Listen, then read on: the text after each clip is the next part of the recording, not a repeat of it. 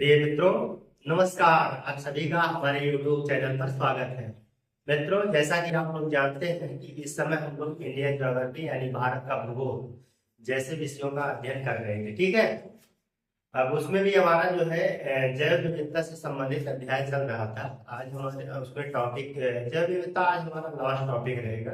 इसका इस अध्याय का टॉपिक हमारा रहेगा रामसर साइट, यानी कि भारत में जो भी आर्द्र भूमियां हैं या जलग्रस्त भूमियां हैं, आज हम उनके बारे में पढ़ेंगे। ठीक है। तो जिन्हें जो है रामसर साइट के नाम से भी जाना जाता है, रामसर साइट के नाम से जाना जाता है। आइए हम उनको टॉपिक का अपना जो अध्याय हमारा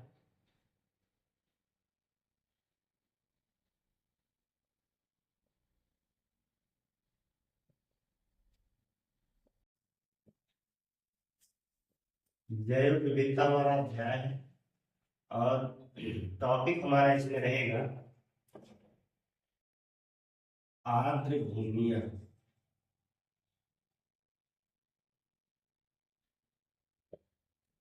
या जलग्रस्त भूमि।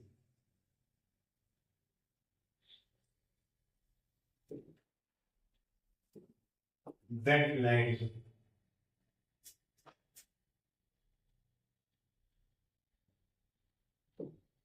वेटलैंड्स, ठीक है। नम भूमि। तो इसका नाम जो है नम भूमिया आ सकता है या आर्द्र भूमिया आ सकता है, या जैसा कि आप लोग देख रहे हैं जलग्रस्त भूमिया। तो इसका क्या मतलब हुआ है? इसका मतलब ये हुआ है कि ऐसा क्षेत्र या होता है कि जहां पर जो है आप मानिए कि जल उपस्थित हो या नमी उपस्थित हो। जल की गहराई जो है वो 6 मीटर से अधिक नहीं होना चाहिए। अब वो जल जो है प्राकृतिक खारा जल भी हो सकता है या मीठा जल भी हो सकता है। ठीक है। स्थान जो है वो प्राकृतिक भी हो सकता है या कृत्रिम स्थान हो सकता है। जल शांत भी रह सकता है या बहता हुआ जल हो सकता है। तो इन सभी परिस्थितियों को मिला करके जो है जो क्षेत्र निर्मित होता है उसी को हम आर्द्र भूमि या नम भूमि कहेंगे। ठीक है। इसके लिए इनके संरक्षण के और प्रबंधन के लिए जो है 1971 में एक बार 1971 में रामसर, ठीक है, रामसर स्थान का नाम है जो ईरान में है। एक सम्मेलन हुआ था वैश्विक लेवल पर। ठीक है। तो वहाँ सम्मेलन हुआ और उस सम्मेलन में जो है विश्व के विभिन्न देशों में जो भी वेटलैंड्स हैं उनके संरक्षण का जो है इसमें व्यवस्था की गई थी। ठीक है। और इस सम्मेलन में जो है भारत भी जो है शामिल हुआ 1982 में जाके। ठीक है। 1982 में रामसर सम्मेलन में जो है भारत ने अपनी रजिस्ट्री कराई थी। ठीक है। तो आप समझ गए होंगे कि क्या होती है आर्द्र भूमियां। आर्द्र भूमियां बहुत ही महत्वपूर्ण होती हैं। ठीक है। आर्द्र भूमियां जैसे कुछ कीट पतंगे, जीव जंतु और वनस्पतियां। ठीक है। तो इन सभी के निवास स्थान कुछ ऐसी दुर्लभ प्रजातियां हैं जो इनके लिए यह उपयोगी स्थान साबित होती है। तो यहाँ पे जो है आर्द्र भूमि में क्या होता है, ये बाढ़ को रोकती हैं। ठीक है। बाढ़ को रोक सकती हैं, इनकी प्रमुख विशेषताएं होती है, बाढ़ को रोक सकती हैं और ये भूमि की कटाव को जो भी रोकने का काम करती है। ठीक है। अब इसमें इस तरीके से आप देखेंगे कि अब वर्तमान में भारत में अगर हम इन आर्द्र भूमियों की बात करें तो भारत में जो है आर्द्र भूमि इस समय 85 मतलब 85 आर्द्र भूमियों को चिन्हित कर लिया गया है, या जो है रामसर साइट में इनको जो है चिन्हित उनको मतलब अधिसूचित कर लिया गया है, उनको रिकॉर्डेड कर लिया गया है। ठीक है। तो 85 है। हालांकि हमें यहाँ 50 को नहीं पढ़ना है। अगर हम बात करें कि सबसे पुराना तो चिल्का, सॉरी भितरकनिका, ठीक है, जो चिल्का है वहीं पे है चिल्का झील। तो वो सबसे बड़ा है और सबसे पुराना है। ठीक है। अब बात करें कि सर्वाधिक ऊंचाई पर अगर देखें तो रेड़पा है। ठीक है। रेड़पा जो हिमाचल प्रदेश में है, तो वहां की आर्द्र भूमि को किया गया है। ठीक है। तो इस प्रकार से अगर हम देखते हैं कि सबसे ज्यादा आर्द्र भूमि किस राज्य से है, तो आप कह दीजिएगा कि आज सबसे ज्यादा आर्द्र भूमियां जो है आपके तमिलनाडु से है। ठीक है।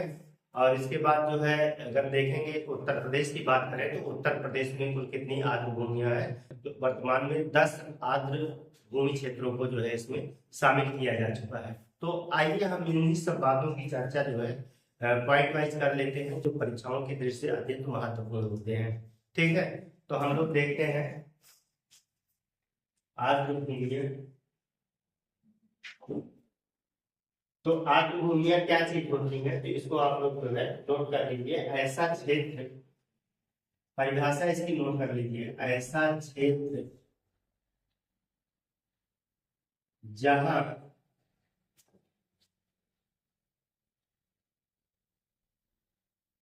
वर्ष भर या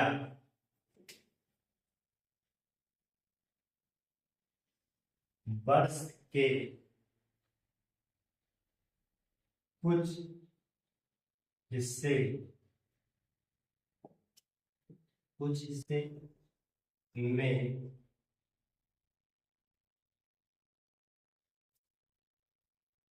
शांत जल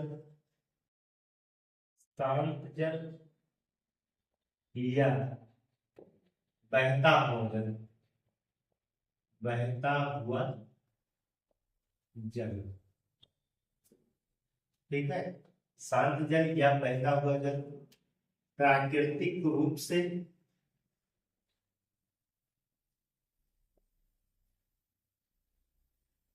या कृत्रिम रूप से,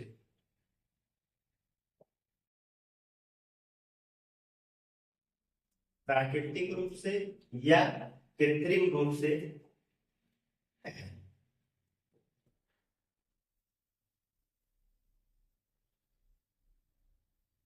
खारा जल, खारा खारे जल या मीठे जल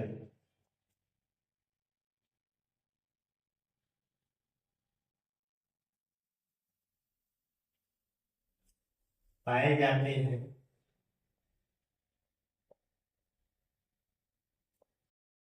और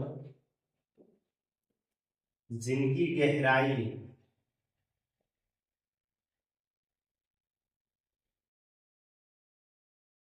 6 मीटर से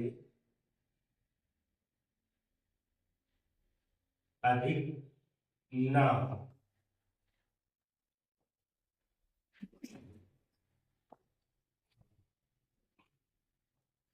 ठीक है, तो 6 मीटर से अधिक ना हो, तो ऐसे क्षेत्र को हम जो है आर्द्र भूमियों के अंतर्गत जो है शामिल करेंगे। तो बात आप समझ गए होंगे कि एक ऐसा क्षेत्र है, हालांकि परिभाषा नहीं पूछी जाएगी, लेकिन बात को समझने के लिए, ठीक है, बात को समझने के लिए हमें उसकी परिभाषा को समझना पड़ेगा।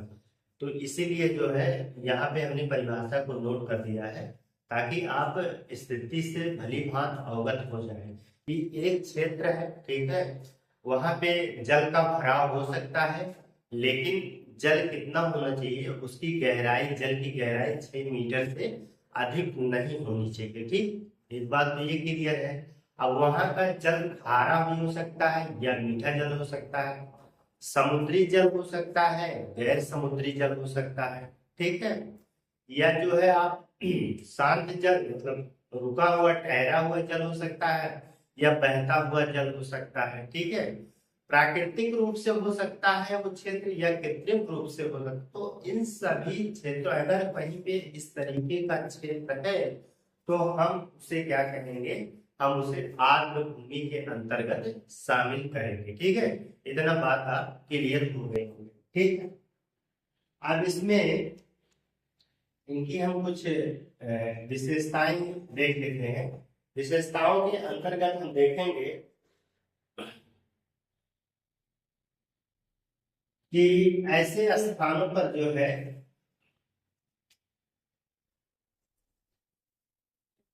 कीट पतंगों,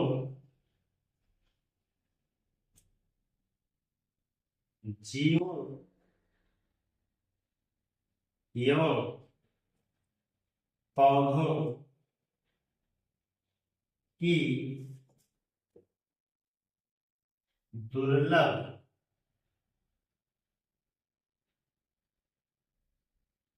जातियों का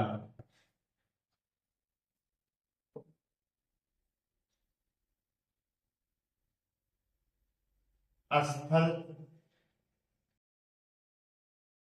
होता है।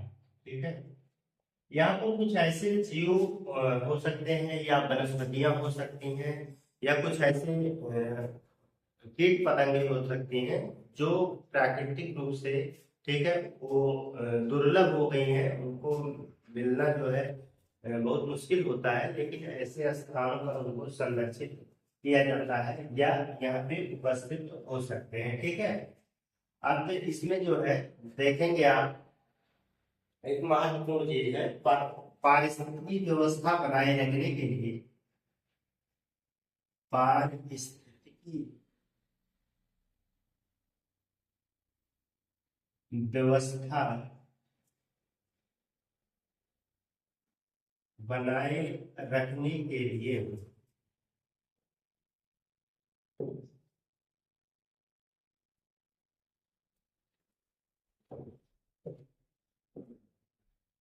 बनाए रखते हुए, ऐसा लिखिए, बनाए रखते हुए पोषक तत्वों का पुनर्निर्माण हुआ जहरीली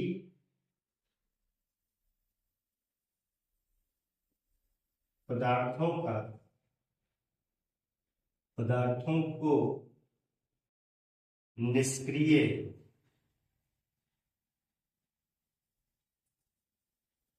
करता है।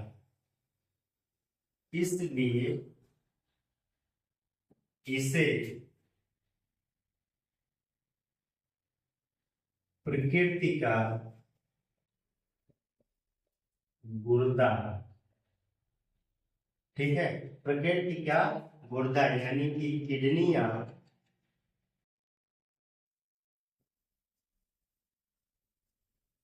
नेचर, किडनी ऑफ नेचर भी कहा जाता है। किडनी ऑफ नेचर किसे कहा जाता है, तो हम जो है आर्द्र भूमि वाले क्षेत्रों को, ठीक है, या स्थानों को जो है किडनी ऑफ नेचर यानी प्रकृति का गुर्दा भी कह सकते हैं। तो इस बात को आप लोग जानते रहिए, क्योंकि जो है यहाँ पर पोषक तत्वों का पुनर्निर्माण होता है और जहरीले जो पदार्थ होते हैं उनको निष्क्रिय करने का काम किया जाता है। ठीक है, तो इस चीजों को एक इस प्रकार की व्यवस्था की जाती है। तो आप जो है इसका स्क्रीनशॉट ले लीजिए, फिर हम आगे देखते हैं। ठीक है,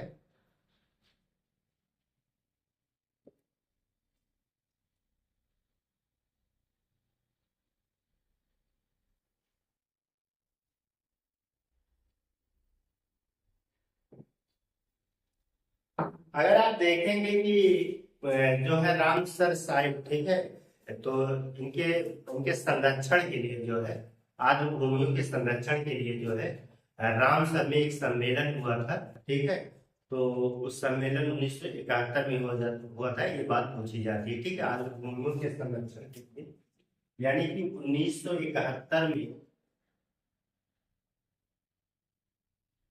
आर्द्र भूमियों के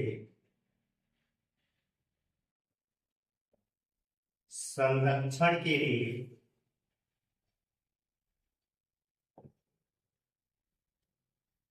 रामसर, यानी कि रामसर ईरान में होता है,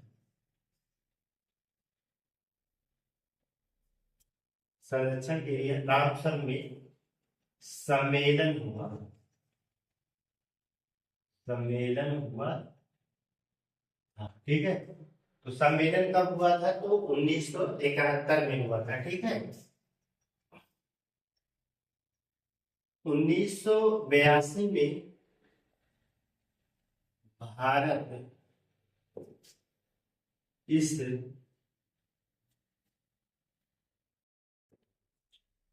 सम्मेलन में सहभागिता, सहभागिता की मतलब कहने का मतलब है कि भारत जो है 1982 में इस सम्मेलन में शामिल हुआ था। ठीक है। इसमें जो है आप देखेंगे कि विश्व आर्द्र भूमि दिवस मनाया जाता है, 2 फरवरी को मनाया जाता है। ठीक है, 2 फरवरी, चूंकि 2 फरवरी 1971 को ये सम्मेलन हुआ था, इसलिए उसी तिथि पर जो है प्रत्येक वर्ष जो है, प्रत्येक वर्ष 2 फरवरी को विश्व आर्द्र भूमि दिवस के रूप में मनाया जाता है। ठीक है। तो वर्तमान की अगर बात करें तो भारत में वर्तमान में भारत में कुल 85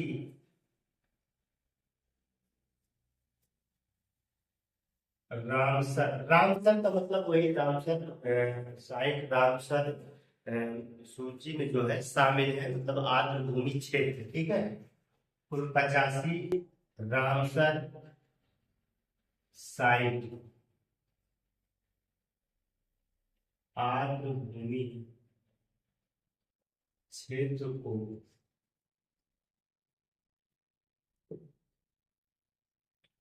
इस सूची में अधिसूचित किया गया।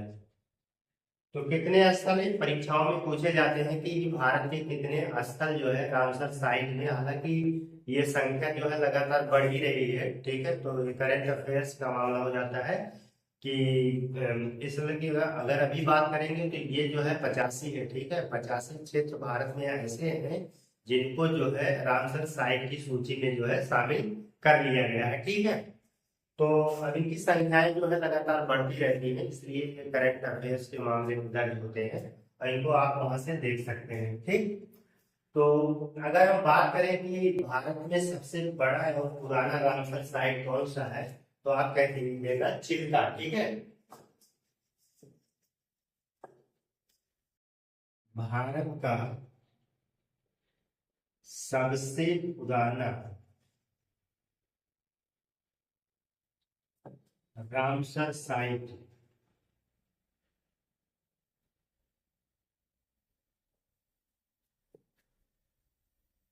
चिल्का, चिल्का है। ठीक है, चिल्का झील, झील लिख लीजिए, चिल्का झील हुआ केवला देव राष्ट्रीय उद्यान। ठीक है, केवला देव राष्ट्रीय उद्यान, चिल्का झील कहाँ है, तो ये आपका उड़ीसा में पड़ेगा,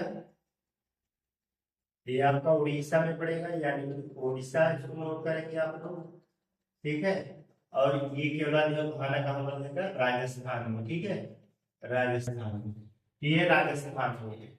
और जो है भारत का सबसे बड़ा रामसर साइट भी यही है। ठीक है, तो यहाँ आप लोग नोट कर सकते हैं भारत का सबसे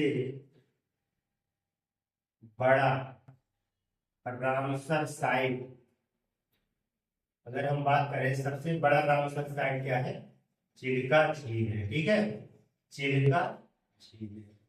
तो 1 लाख पर किलोमीटर से ज्यादा इसका एरिया है। ठीक है, तो इसलिए जो है चिल्का झील को हम जो है सबसे बड़े रामसर साइट, क्षेत्रफल के हिसाब से सबसे बड़े रामसर साइट में शामिल करते हैं। ठीक है, अगर बात करें हम यहाँ पर जो है कि भारत का सर्वाधिक छोटा तो क्या है, तो भारत का सर्वाधिक छोटा, बड़ा हो गया तो छोटा रामसर साइट, रामसर साइट।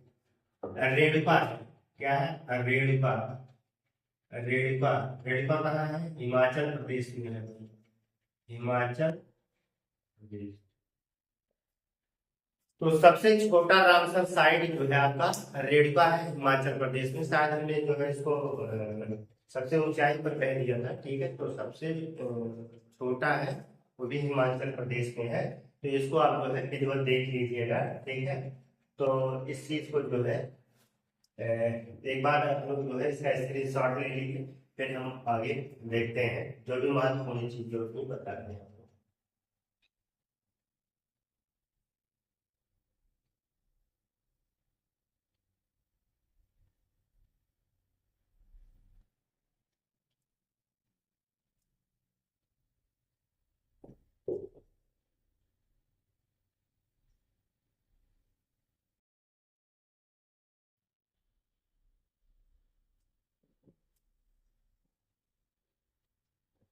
तो सर्वाधिक, अगर आप देखेंगे कि सर्वाधिक रामसर साइट्स कहाँ है, तो सर्वाधिक रामसर साइट्स जो है आपके तमिलनाडु में पड़ेंगे, 16 है, ठीक है।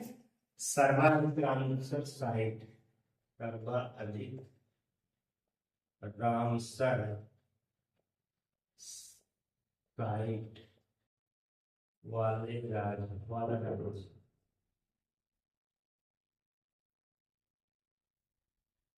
तमिलनाडु, तमिलनाडु। वर्तमान में कुल कितने हैं यहाँ पे? 16 है, 16 नोट कर लीजिएगा, ठीक है। 16 यहाँ पर है। अब कुल मिला के अभी हमने कहा कि जो है 85 रामसर साइट है। तो लास्ट के हम दो तीन देख लेते हैं, 3 रामसर साइट को याद रखेंगे, ठीक है। हालांकि ये जो है ऐड होते रहते हैं, ये करंट अफेयर्स में आप लोगों को बताया जाएगा। जैसे आप देखेंगे 83वां कौन सा था? 83वां रामसर साइट, साइट की अगर बात करें तो 83वां तवा जलाशय, क्या है? तवा जलाशय। ये कहाँ है? तो ये मध्य प्रदेश में है, ठीक है, मध्य प्रदेश। इसके बाद 84वां की अगर हम बात करें, 84वां, 84वां जो है ये तमिलनाडु में है, नंज रायण पक्षी अभयारण्य, नंज रायण पक्षी अभयारण्य। ये आपका जो है यहाँ पर जो है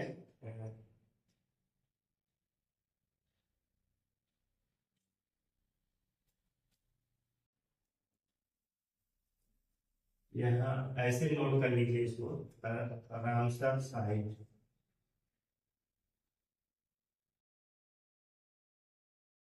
नंजरायण, नंजरायण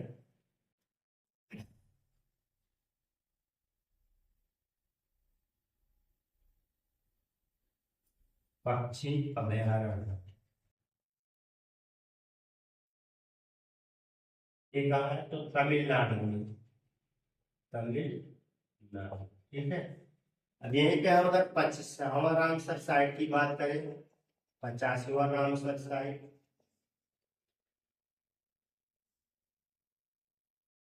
ये भी तमिलनाडु में है, ठीक है।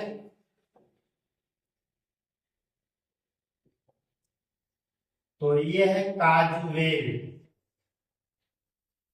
पक्षी अभयारण्य, ये भी आपका तमिलनाडु में, ठीक है। तो आपको जो है लास्ट के 3 याद रखने पड़ेंगे, 3। तो 83वां रामसर साहिब तवा जलाशय मध्य प्रदेश में है, ठीक है, यहाँ पे शामिल किया गया था। 84वां जो है ये नंदनारायण पक्षी अभयारण्य तमिलनाडु में है। 85वां रामसर साइट जो है काजवेल पक्षी अभयारण्य तमिलनाडु में मौजूद है, ठीक है। तो इतने रामसर साइट है, हालांकि वैसे तो 85 रामसर साइट है, 50 को आपको नहीं याद रखना है, लेकिन जो लास्ट के हैं और जिनकी अपनी कुछ विशेषताएं हैं उनको आपको याद करना पड़ेगा, ठीक है। फिर हम देख लेते हैं कि उत्तर प्रदेश में कितने रामसर साइट है। तो उत्तर प्रदेश में वर्तमान में कुल 10 रामसर साइट है, ठीक है। और उन 10 रामसर साइटों के नाम लिख लेंगे, परीक्षाओं में पूछे जा सकते हैं कि उत्तर प्रदेश के कितने रामसर साइट शामिल है, तो आप कह दीजिएगा 10 रामसर साइट, ठीक है। तो इसका स्क्रीनशॉट ले लीजिए, फिर हम आगे उसको नोट कर लेते हैं थोड़ा थोड़ा करके।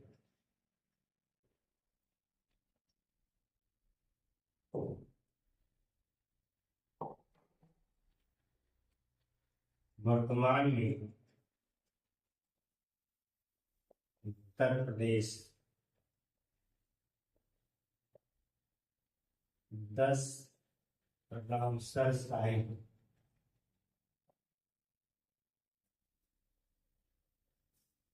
ठीक है। तो 10 रामसर साइट इसमें कौन कौन से हैं उसको देख लीजिएगा।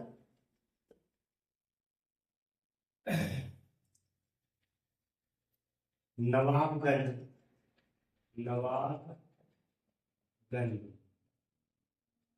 पक्षी अभयारण्य,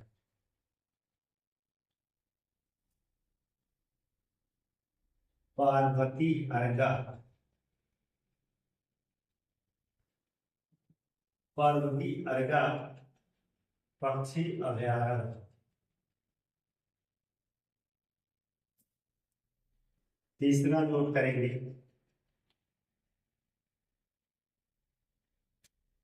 समस्त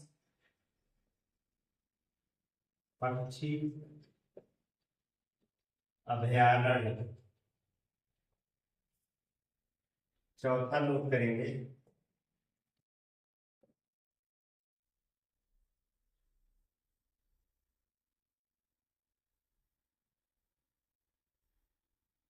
सरसपुर,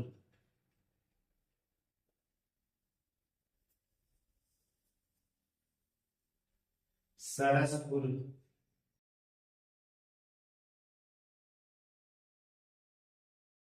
अभयारण्य।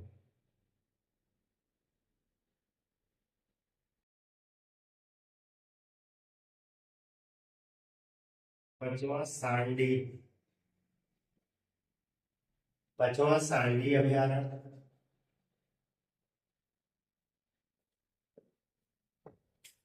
छठवां यहाँ पे नोट करेंगे सरसई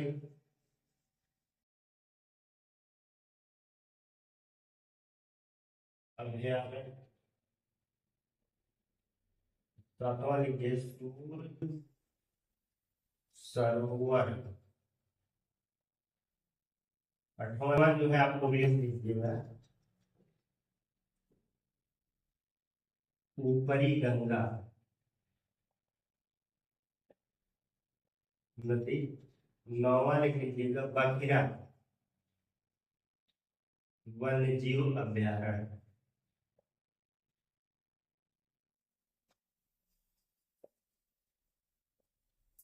दसवां लिख लीजिएगा हैदर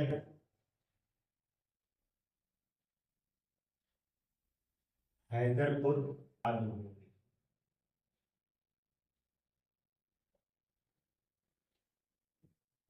तो ये जो है 10 उत्तर प्रदेश के हैं। आपको जो है 10 साइट्स जो है उत्तर प्रदेश के याद होने चाहिए, ठीक है। जैसे सरसई हो गया आपका, सरसई सरसई झील है, तो झील कर लीजिएगा, वही बात। सरसई झील है, ठीक है। सांडी अभयारण्य, समसपुर, पार्वती अर्घा। अभी देखेंगे नवाबगंज पक्षी अभयारण्य कहाँ, तो नाव में है। पार्वती अर्घा जो है ये आपका गोंडा में पड़ेगा। समसपुर ये जो है आपका यहाँ मैनपुरी पड़ेगा। सरसपुर जो है रायबरेली में, सांडी हरदोई में है, ठीक है।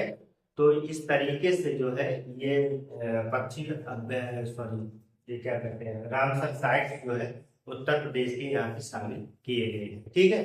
तो आप लोग जो है इनको भली भांति देख लीजिएगा, बहुत महत्वपूर्ण चीजें हैं, ठीक है।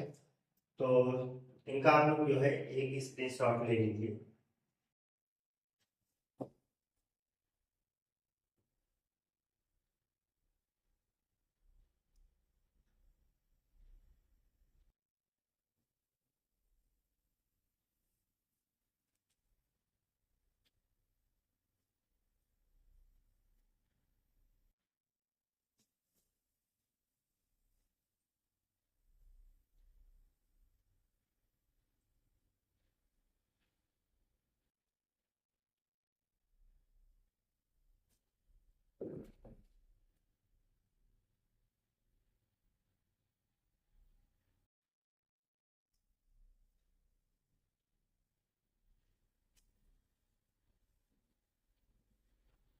तो मित्रों, आज आप लोगों ने देखा कि हम लोगों ने जो है रामसर साइट्स, जो 85 रामसर साइट्स थे, उनमें से हमने जो महत्वपूर्ण परीक्षा की दृष्टि से पूछे जाने वाले थे, उन चीजों को हमने जो है विधिवत बढ़िया जानकारी हासिल किया। ठीक है, हम लोग मिलते हैं एक नए बेहतर क्लास के साथ, तब तक के लिए धन्यवाद।